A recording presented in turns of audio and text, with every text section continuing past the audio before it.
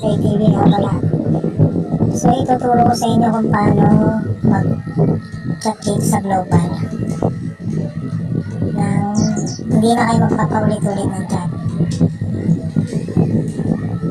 Hindi nyo na paulit-ulit para tayo sa global. Tuturo ko sa inyo yan. So i-click nyo lang ito, message. Yan, tapos click nyo yan. Tapos click nyo to. Hanapin nyo yung clipboard, tapos mag-click kayo.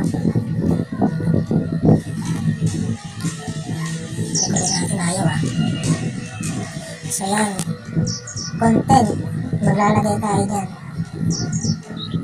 Lagay natin ay masaya. Masaya ka. Yan, next. Tapos done, save and lock.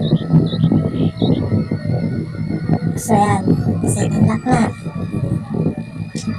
Kaya natin na para makita natin. Click ulit natin yan. Tapos pinatawag din sa clipboard. Hanapin natin yung ginawa natin. Ayan. Masaya ka, yay. Yan. I-click mo lang ito, send. Ayun na, nakita niyo na. Send aside. Masaya ka, yay. So, hindi ka pwedeng mag-ulit ng mabilis. Kaya maglalagay ka ulit. Ganyan. Pagkalap mo kasi,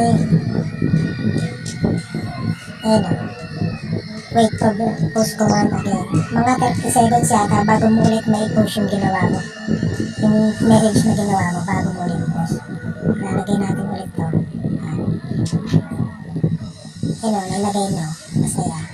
Kaya yun. So yun lang. Sana nakatulong.